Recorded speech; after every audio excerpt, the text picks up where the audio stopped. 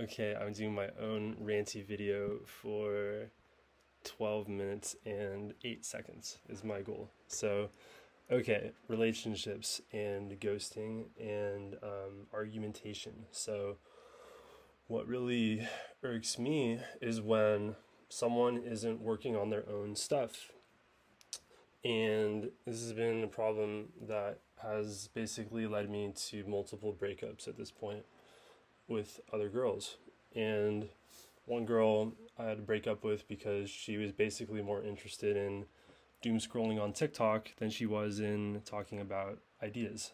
And another girl I had to break up with because she was more interested in just cuddling all day than learning about like basic elementary school math to teach kids. And then another girl I had to break up, or she kind of ghosted me actually because she wanted to work for like corrupt millionaires and basically make a lot of money and have a yacht or something in her future. And I wanted to like build software that doesn't poison people's brains. So it's been a little bit of a rocky romantic road.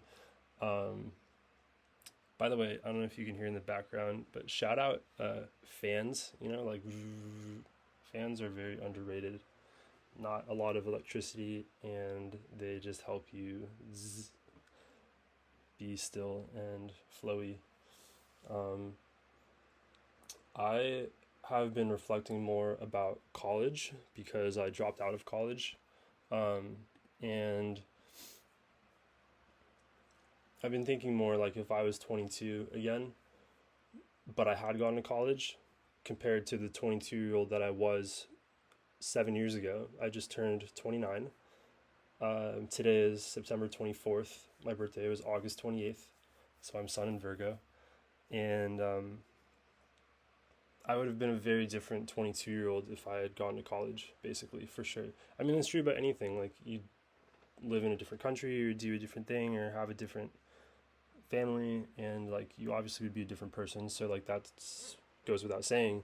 But just case in point being that, like, what I mean is that you learn different things. Like, I went and basically apprenticed with real software engineers and designers, and I met some very interesting philosophers and critics and artists. I'm really blessed with my mom. She dropped out also, like me, and but when she made it through 3 years, I made it through like one class. um, and which was actually a summer class later. So I literally have 4 college credits. Oh, I did do one online COVID math class. That was a hard class. I did a multivariable calculus class, which ends up being like some of the basic fundamental math for AI. And I got an A in that class, and it was all online. I was proud of myself. So, um, yes, being smart is not a bad thing. Being nice is a good thing always, and sometimes it's hard to be nice when you're smart. Actually, it should be easier to be nice when you're smart because that basically means you're smart because it's smart to be nice. But people really get on your haunches or whatever they say these days. What are the kids saying? They get on your. I've been trying to say more vegan friendly expressions like feeding 2 birds with one hand, or I have bigger birds to feed, or etc. Like, or I don't know. There's equivalents. Relationships and collaboration. So I do think that people have different types. For me, one thing that is a little vulnerable. I'm talking mumbly. I'll enunciate better. One thing that makes me a little more vulnerable is I actually feel like I'm tall. I'm 6'5", so in a sense, I'm so tall that I get called tall so much. That's part of my daily experience being Keaton. That for me, in terms of my life experience, being tall is like a type, in fact, and just because of basic bell curve probability mathematics, it has turned out that I have dated only a couple, not a lot of tall young women.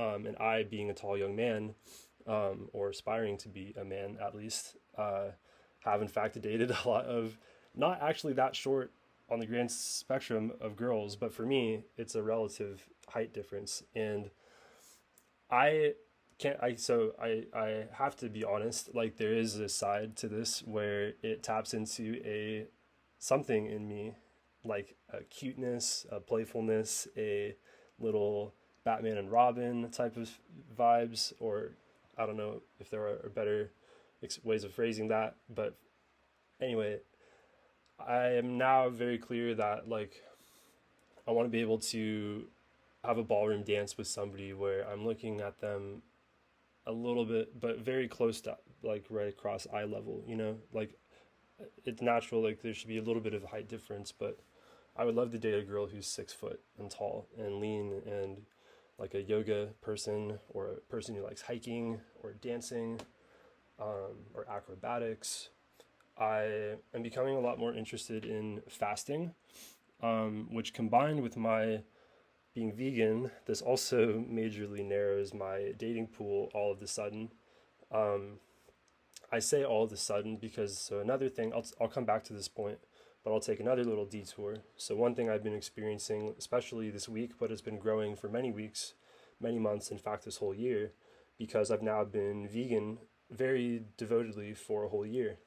And, but I've been feeling frustrated in a sense, but not wrongly is the thing, because it does come from a sense of remorse and shame and guilt, because even if I can blame my city I grew up in or my family or my culture for not making me vegan since childhood, ultimately everything does come back around to us being individuals with our own free will. And it's my fault that I wasn't vegan for longer in my life.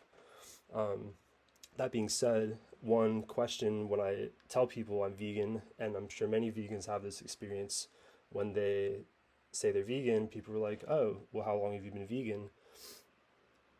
In a sense, for me, in my experience, it's like it almost takes the breath out of my lungs in a bad way, or like the wind out of my sail, or the fun out of the positivity I'm trying to express, because all of a sudden I feel like I have to deflate my enthusiasm in a sense, because I can't help that I do feel shame and guilt that I haven't been vegan for 2 years or 5 years or 10 years. And I look up to people who have been vegan for 15, 20, 30 years or more since their young childhood.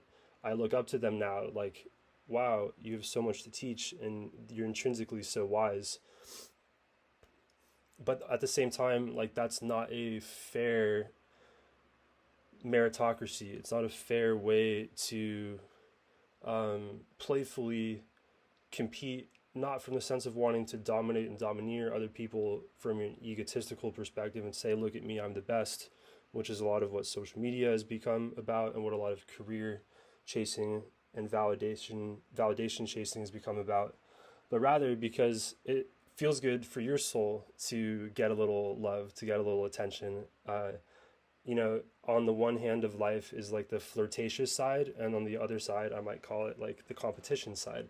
Like even good couples have this little, like they can wrestle a little bit and like jab each other a little bit, but it's like so like it's like little bears. It's like little bears rough housing, like rough and tumbling, like it's all love, but like there has to be like a little spice of like fun struggle that is a little bit like teasing or something to have this spice. It's in spice in your spice cabinet that makes life fun. And without it, things would just be kind of saturated, sweet, like artificial sweet instead of real sweet.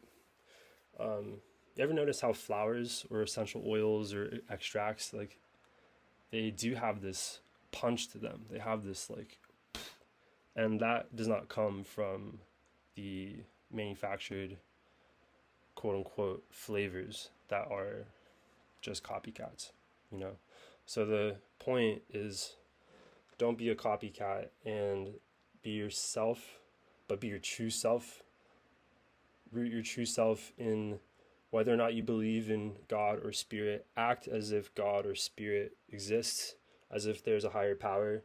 I like their imagining to be a masculine and a feminine force, or for me, actually, I'm almost seeing a yin yang more and more, where I feel protection by a feminine force, but I know that she's stronger than me. So in a sense, I see her as the masculine force, and I'm seeing myself as being a feminine receiver, where there's no way that I can be more powerful than the universe, and by nature and by surprise and chance and chemistry and alchemy and randomness.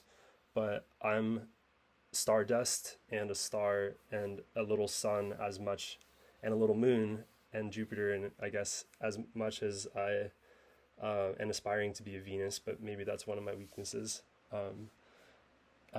Is being, yeah, like, how can I help, basically? And that's one of the things that, starting to close this thing, I love about good, when I see it, it's so noticeable when you see it and find it in couples and people you're hanging around with, when they're always like, how can I help you? How can I help you? Like, can I squeeze your shoulders? Can I, like, give you a back scratch? Can I take your plate that you were just eating and you had some yummy food and put it in the sink and do a quick little rinse? And so you're not leaving behind a yucky dish behind. Like, it's at least rinsed. Maybe it's not soaped, but at least it's rinsed, right? Like, do I fold your little thing, you just, like, your clothes that you threw on the ground because you were really tired and you had a long day, and, you know, how can I help? Like, and sometimes we need to go slower, and taking a shower together, not just like in and out, gotta be on time, on schedule for my thing. Like, I know we should not be wasteful of resources, but every once in a while you need to take like a 20-minute shower. We used to be able to bathe in the rivers that we ourselves polluted. So anyway, it's okay to be a little bit wasteful, but the most important thing is be graceful. Yo, hey, that's my mantra.